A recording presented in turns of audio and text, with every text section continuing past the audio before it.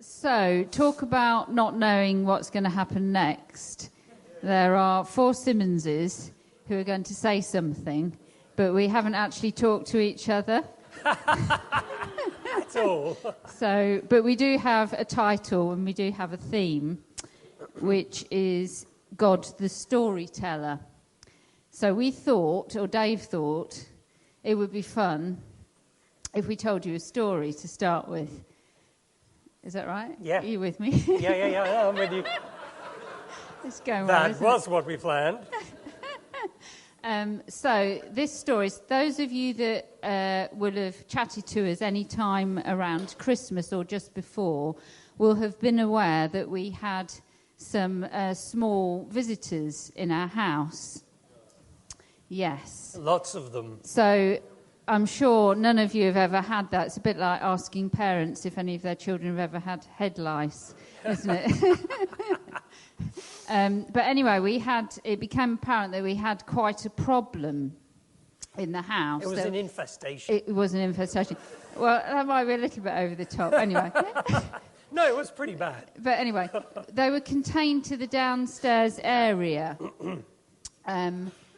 But they got quite bold. So once we had a few people round for lunch, and they were just kind of boldly strolling out across the kitchen floor, didn't even care whether there were 10 people in the room. So this was fine. But it wasn't fine. Well, it wasn't fine. We kind of thought we had it under control.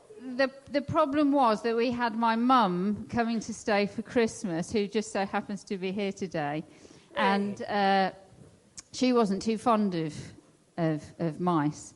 So we told her, they're just downstairs, everything's fine, we're sorting it, we're taking measures, precautions, as it were. So anyway, 2 days before Christmas, all the bedrooms are full of people, not mice.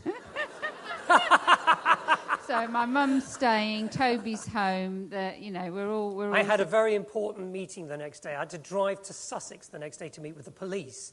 So I was particularly anxious to get a really good night's sleep. So anyway, we go to bed, and it was quite late. It was about 12:30, and then we hear this rustling in the bedroom. You know when you can put down a carrier bag, and it kind of shifts a bit, but it's just because you've just put down the carrier bag. Neil knows what I'm talking about. So I'm thinking, hopefully, it's just because I bought up a bag of presents, not yet wrapped, put it in the bedroom, and it's just shifting a bit. I was thinking, tell me it's not true. We didn't rehearse this. Say it's just a story. But no, it was. Anyway. We suddenly realised that we had company in the bedroom. It was 12:30 at night. So we turn on the light, and to speed things up a bit, this one creature is going absolutely mental. It was out of its mind. It was running all across the floor. So I got a pole. Because when you got a mouse in the room, you need a pole. His name was Vladislav. We called him Vladislav the Pole. Actually, that's a Czech name, but never mind. So, this mouse is now running up and down the curtains, literally the height of the curtains in the bedroom, zipping across the floor. I'm standing on the bed with my pyjama bottoms tucked in my socks, because that felt better. And we did have a pole in our hand. So, time is passing. We're trying to do this quietly. We're getting more and more exhausted. Because my mum is asleep on the landing, and I'm looking at the crack under the door thinking, if that thing gets out and gets into her room, this is not going to be a good scenario. So 2 hours later, we are still chasing this thing. We are declaring God's power over this thing. We are sending it to the nether regions. We are crying out to God for victory in this thing. So we brought various mechanisms and devices up into the room Mouse to traps, try and contain sticky the tape, thing, all sorts of stuff. You name so it. this is going on. Dave's getting a little bit anxious. I actually went to the bathroom at one point and saw the bath and thought, well, we can't sleep in the bedroom tonight, that's for sure. Could we possibly, one of us sleep in the bath or the car? And how many nights is going to rain? Anyway, it did actually come to a conclusion when the thing ran up, jumped up, in fact, into Dave's dressing gown, which was on the back. I mean, it was on the pillow at one point, just staring at me. On the pillow. Come on. Seriously. I could see you. It had overstepped its mark, so it goes up there, and to cut a long story short... You could see the tail hanging down. It was really creepy. We grabbed stuff that was available, such as deodorant and other things, and it was safely taken out of the room in the end. So that was good, and we did get to see it. But after 2 hours of this thing... It was amazing. But I got to my meeting, you'll be glad to know, and the police didn't know any different. So we realised that as a family, we have... That has nothing to do with anything we're going to talk about, actually. But anyway, as a family, we appear to have collected stories over the years. Crazy stuff, whether that's disastrous camping trips, many of which you will know... Memories of Lynn Coles crawling round in the mud, in the fog, in May, digging a trench round our tent so that the river could go round it, not through it, and so on. Even the run that we did for the coffee shop last week, if people said, how did the run go? My answer was, I took a wrong turning. Twice. There was the finish line and the road, and I went straight by it. And I was running along the road, thinking, where's everyone else? Where are the runners? So we seem to have a way of making a story out of stuff, the ordinary stuff of life. But we got particularly excited when Jamie announced the idea of collecting stories and people having youth for lunch and stuff. So Peter and I sat down one day. We're like, oh, but there's this story, and there's this story, and we started to write down loads of amazing stuff. So these are just daft stories, camping and mice, but not to mention the stuff that God's done. So we started to kind of craft these, and we made little one-line sentences, such as, God speaks through a sweatshirt. There's a whole story behind that. Or A-level disaster, but God shows up. And we wrote them down, and we actually ended up using them in the Corner Coffee House on a Thursday night. Plug. Just as a springboard into what God has done. So Dave is going to tell us a little bit about the thinking and the research behind stories. Yeah, storytelling is a really fascinating thing. There's actually some research around it. By two particular guys. One guy was talking about the fact that when we tell stories, it's not so much the telling of the stories, it's the listening, because the brain appreciates patterns. We look for patterns everywhere. And when we look at things, often we can't make head nor tail of them, but the brain always tries to find something. So it looks at people's faces and sees symmetry and sees things it recognizes. And it releases recognition hormones that make us feel good. And we see the pattern in stories.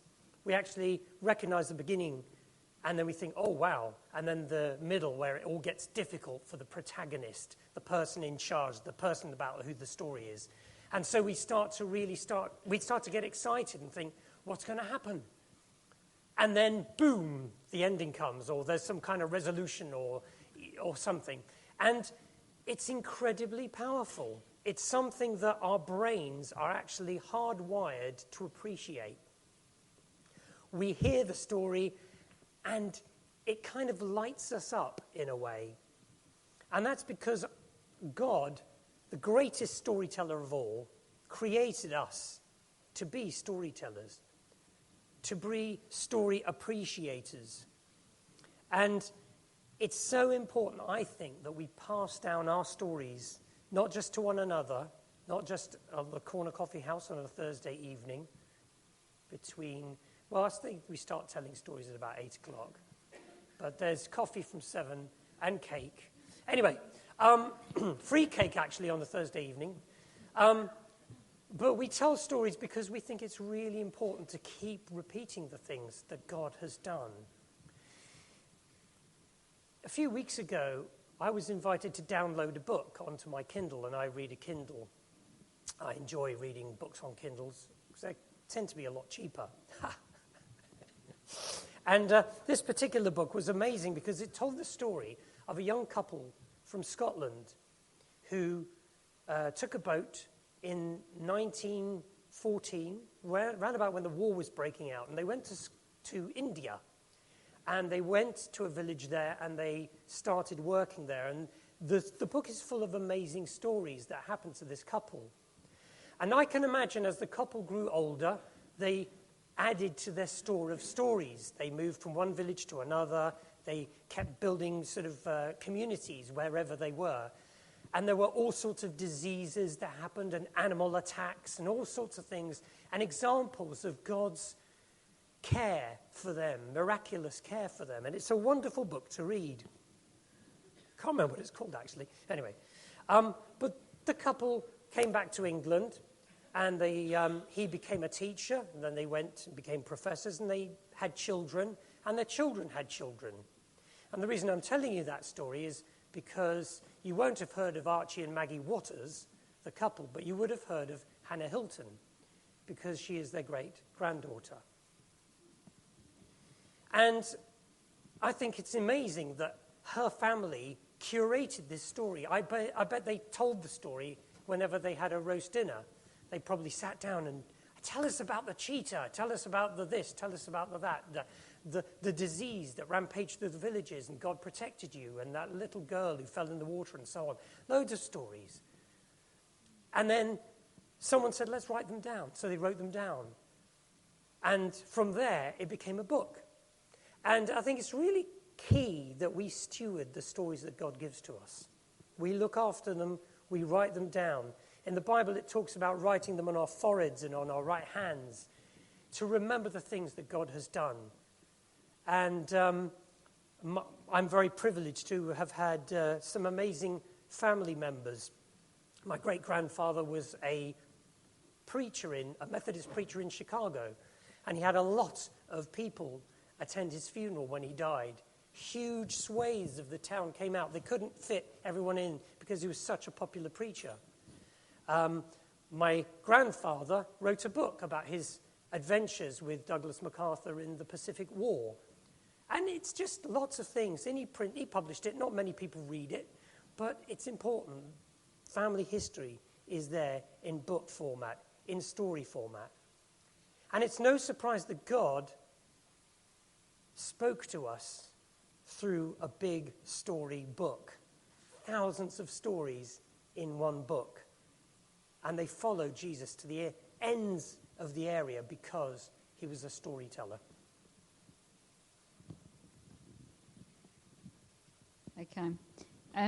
So thinking about our personal story, I used a couple of examples of, silly Simmons stories that we collect.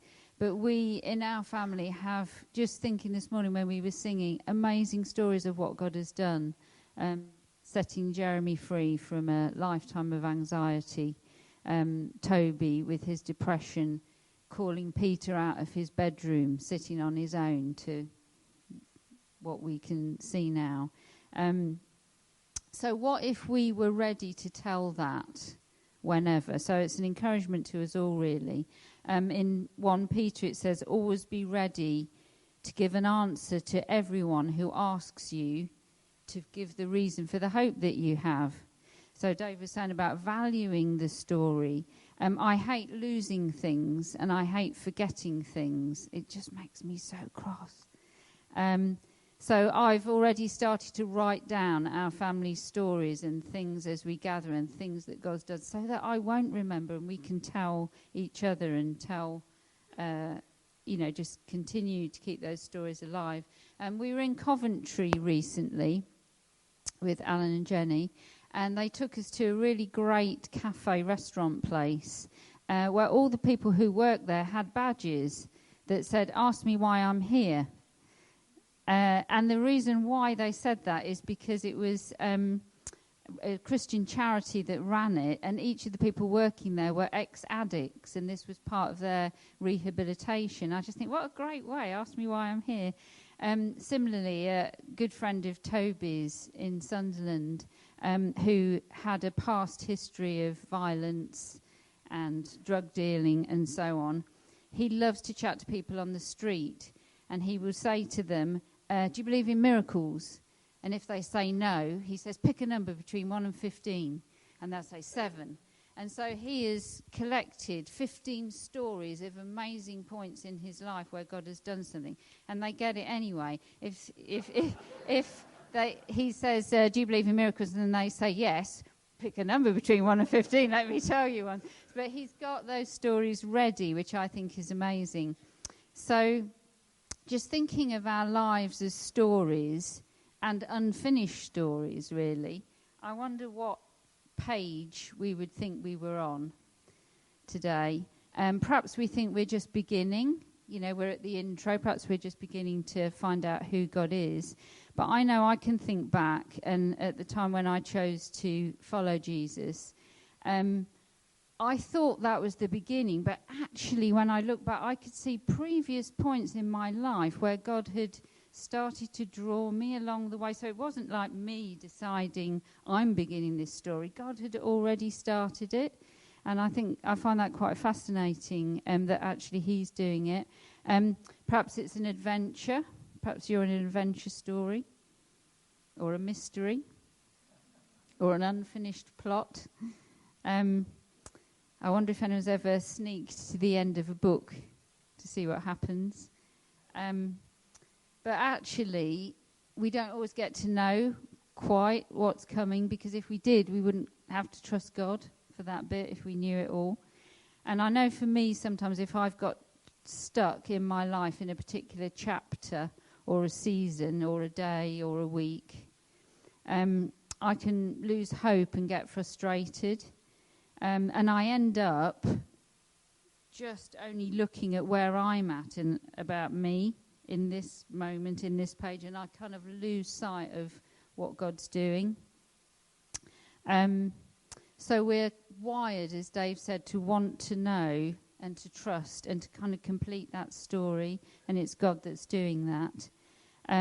One of my favourite verses, which I know I've said before when I've spoken, is the bit from Lamentations that says, when I'm basically thinking about all the bad stuff, when I'm thinking about my woes, my soul is downcast. And yet, when I call to mind and remember the good stuff, I have hope, because God's great love does not, he is renewing that, and his compassions never fail. So, I've got a feeling that we're in the middle of our stories, and God has some interesting things to complete here.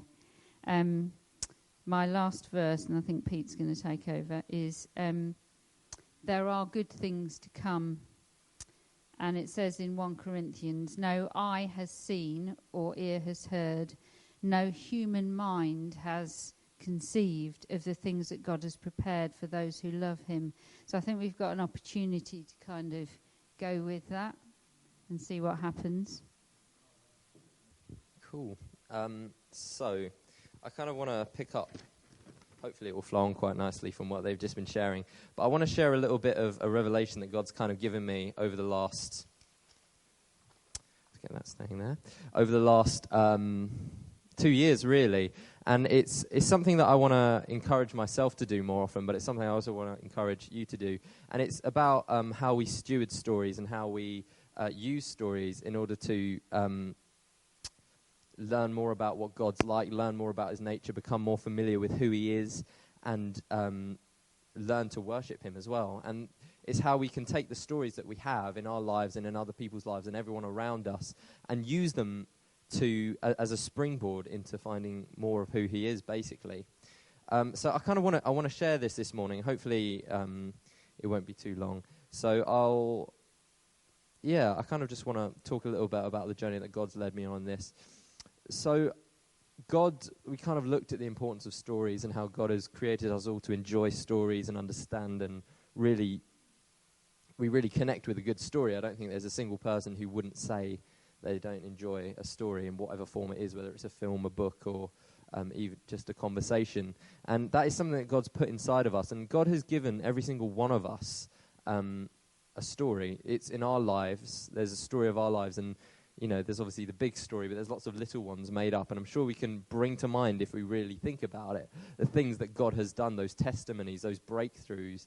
And it's interesting how easy it is to forget them, but it's amazing how powerful it is when we remember them and actually think about them and turn them over in our minds. And so we've got these stories, these testimonies in our lives, but we're surrounded by incredible stories of the people who are around us in church, who are around us in our families, and things like that. So there is an absolute abundance. There's a richness of stories around us. And I kind of want to explore a little bit about how we can approach those stories. This might be fairly, you may have heard this or done this before, but for me, it was a real breakthrough, and got me into real understanding how I can learn and know God more. So I believe at the root of every story, every testimony of God, there is almost like an open door to know more of who he is, to know more about his character and his nature. So, for example, we hear a story about someone being healed by God's power. There's an understanding that God is a healer. It's not just this is something that's happened to this one person in this one time. It's understanding of his nature. There's something about his character, or a story of provision. If God provides for someone, we then understand that this is who he is. He's a provider. It isn't just he provided in this one situation. And I think there's a different approach for us to sometimes take in our minds with stories, because I know for me, often when I hear someone sharing a testimony on a Sunday morning, it very often has very little to do with me. They might be sharing a testimony of how God has opened up provision for something, and I'm like, well, I don't really have that. I haven't really seen that breakthrough.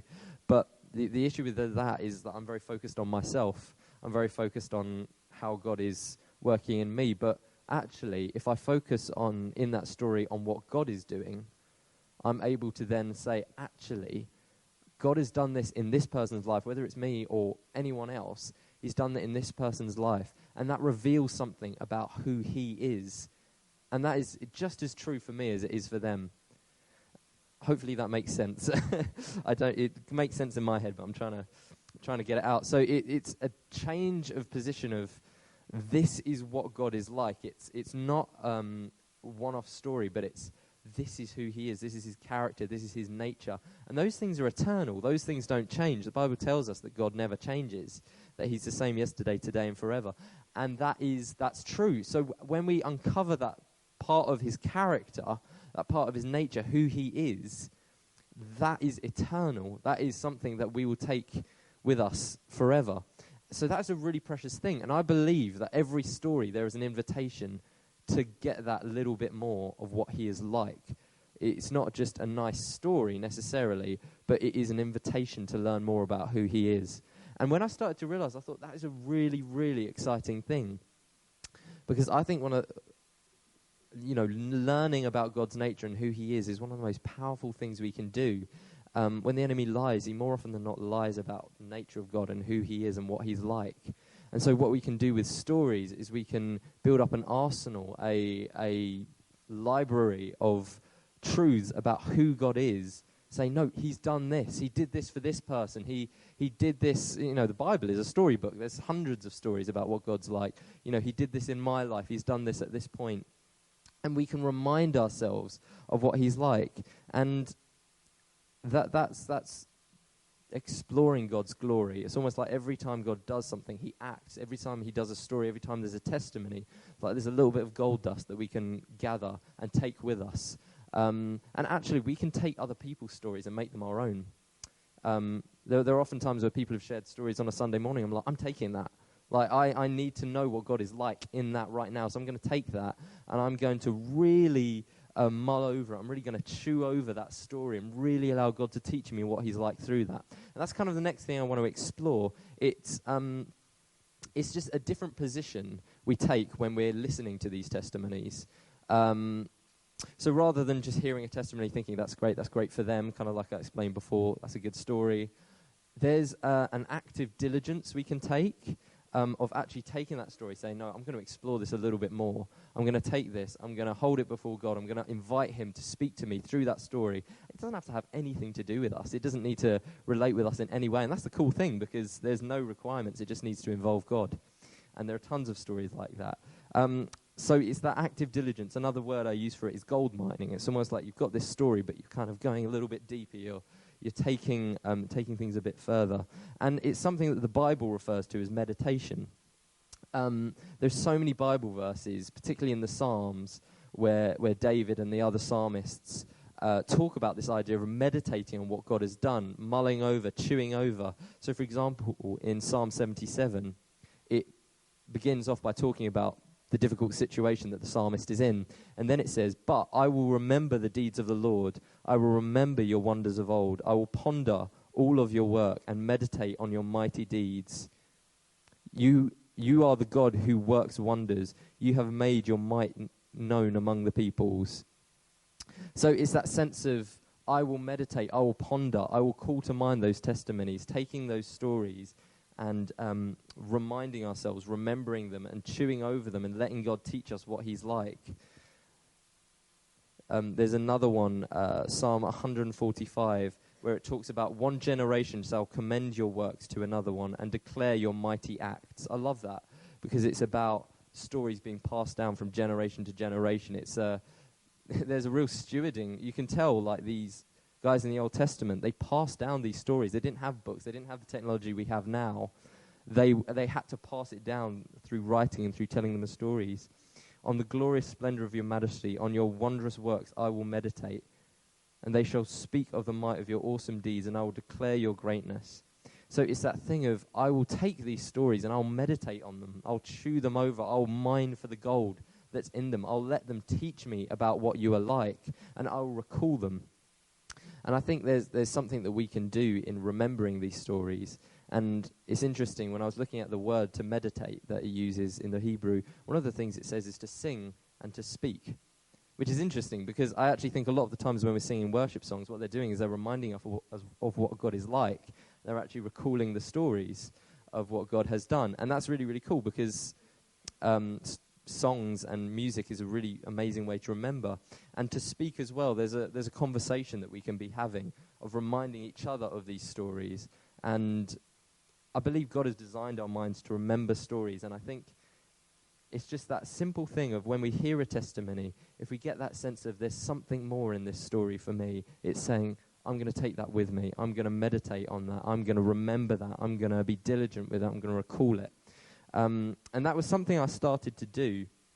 I remember a while back I was, it was at a conference, and I remember we were starting to worship and starting to sing songs. And I remember just as I was worshiping, as I was singing, for the first time ever, I remembered a story of what God had done. And it was an old friend I knew who wasn't really following Jesus and was kind of choosing to go another way. And basically, God completely broke through in his life and turned him around and drew him back to him in an amazing, miraculous way. And this story came into my mind as we were worshipping. And I suddenly thought, oh my goodness, what does that tell me about God? His grace, his mercy, his ability to change around a situation, his power to change our hearts. And suddenly I found myself getting so, I can't really describe, just excited about who God was, about how powerful he was. And I just felt God saying, you're starting to get an idea of what worship is about, what praise is about. You're starting to understand that it's about taking the stories, learning about what I'm like in the story, and then letting that excite you, basically. It's quite simple. And it's simple, but it does require that little bit of practice. It requires that taking the story, being diligent, doing that gold mining. But I found that as I took time to do this, taking stories, meditating on them, pondering on them, mining for the gold in them, talking them through with people, I started to find they get a lot easier. It started to become a kind of instinct that when I heard a story, I was like, oh, that's what it says about God. And, it's something I'm still trying to encourage myself to do more and more. But it's that thing of these stories are a springboard into knowing who God is. And I think we can encourage each other in this. We can help each other in sharing the stories for a start, which is a very good thing. I know it's something I'm not very good at. I hate sharing stories about myself. But I know the power of it, so I know that it's something that needs to be done.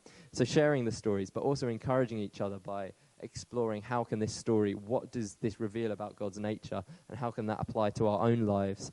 I get excited when I think about the amount of stories that are in this room, when I think about the stories of our family. And I remember I wrote just down like little one-word sentences on a piece of paper just to trigger my mind about the stuff that God has done.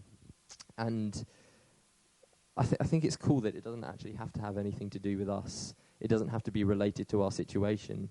It just has to involve God. And I want to finish just with one thing. I remember a while back when someone shared a testimony, and I remember John just afterwards just said, that's my God. That's what he's like. That is who he is. That is my God. And I remember thinking, yeah, that's it. That's the thing. It's taking that story and say, this is my God. It's taking ownership of that story.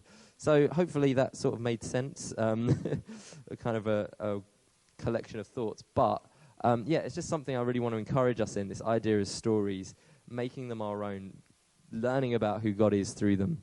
So I think that's Jeremy. Cool. So I guess maybe a slight disadvantage of all four of us sharing something different with not the most amount of communication between us is we might sort of overlap a little bit on what we say, but I guess hopefully, it will help reinforce the message a bit. But, we're talking about stories this morning, so I'm going to continue in that theme. And when I think of my dad sitting here, we've had a bit of a taster of it already today. I think of a storyteller. That's just his passion. That's what he loves doing. When he's telling a story, he just comes alive. You see something light up inside of him. And, I think of the stories he would tell us as kids growing up. And, he'd read the books and he'd do, like, all the different voices. And we'd be like, oh, can you do this story tonight, Dad? And, he'd just do all of these. And regional accents as well. He's got a real amazing gift for regional accents. So, the kind of storybooks would all have regional accents and, appropriate to all the different characters. And I can't separate the idea of my dad from the idea of a storyteller. And I just know that when I think of my heavenly dad, it's exactly the same. He's a storyteller. That's who he is. That's his heart. That's his passion. And my earthly dad gets that desire and that passion from my heavenly dad. And so I wanted to kind of shift a bit, and we kind of felt we wanted to finish today thinking about the overarching story of salvation that actually God's written throughout history.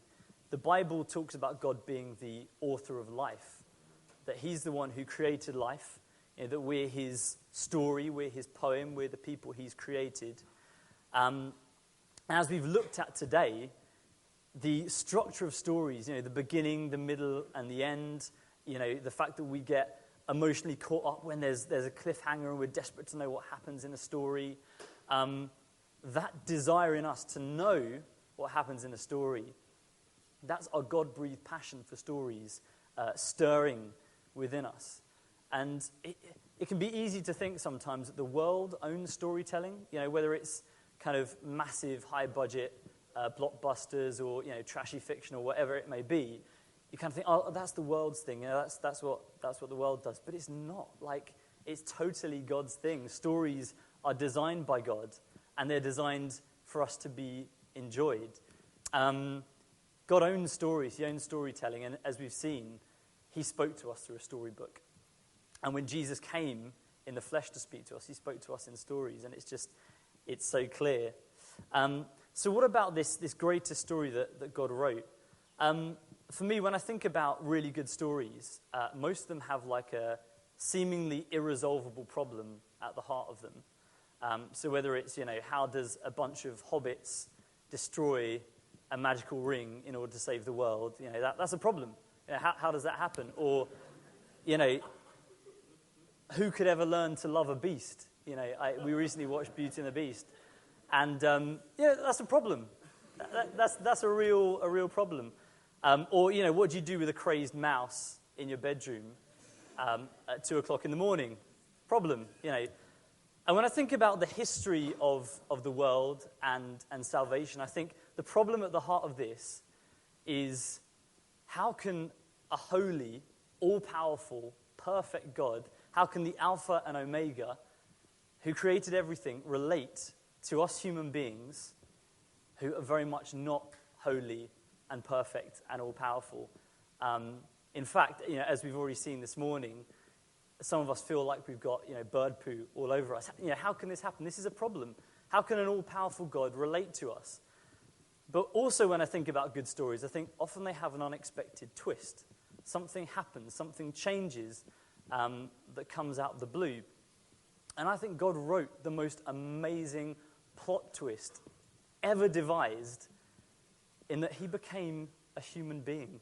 Like God actually became a human being. And there's that really famous prophecy in Isaiah 53 that people often talk about at Easter, and it talks about the sacrifice that Jesus made for us, how he took our sin upon himself. And it starts with two really interesting lines. It says, "Who has believed what he has heard from us? And to whom has the arm of the Lord been revealed?" And my kind of modern day interpretation of that is, who saw that coming? Like, who saw that coming? The God of all the universe shows up in a smelly stable as a baby. I mean, what? Like that's crazy. That's the greatest plot twist ever invented. And nobody saw it coming. The enemy didn't see it coming. Human beings, we didn't see it coming. And that's God. That's our storyteller. And the other thing is, though, that we human beings, when Jesus came to earth, we actually put him to death. We put Jesus to death. As Peter says in the book of Acts, he says, "You killed the author of life." We killed Jesus. We hung him on a cross. But as we know, and as is kind of very evident at this time of year, God raised him to life. And in his resurrection, we can have new life. And this resurrection of Jesus became the turning point of all history. But I really don't believe God's intention was for Jesus' resurrection to just be a historical fact that happened 2,000 years ago. I believe he intended for it to be the turning point of our lives as well. Because when we say to Jesus, "I want you to be Lord of my life. I believed you died and that God raised you from the dead and that now you're Lord of everything. And I want you to be Lord of my life." When we say that to Jesus, it's as if God writes the resurrection into the narrative of our lives. And until that point, I believe all of our lives are heading to a dead end, quite literally. But as soon as we accept Jesus as Lord of our life, it's as if God just opens this doorway into eternity. And the plot of our lives twists off in an unexpected direction. Because a lot of people try to write the story of their own lives. I mean, I've tried it. For so long, I was constantly thinking, I'd love to get this job, or I'd love to do this thing with my life, or maybe, I bet this relationship is going to be really good for me. And we have all these ideas about what would make a good story, what would be adventurous or exciting or interesting. But ultimately, we are not equipped to write the story of our lives.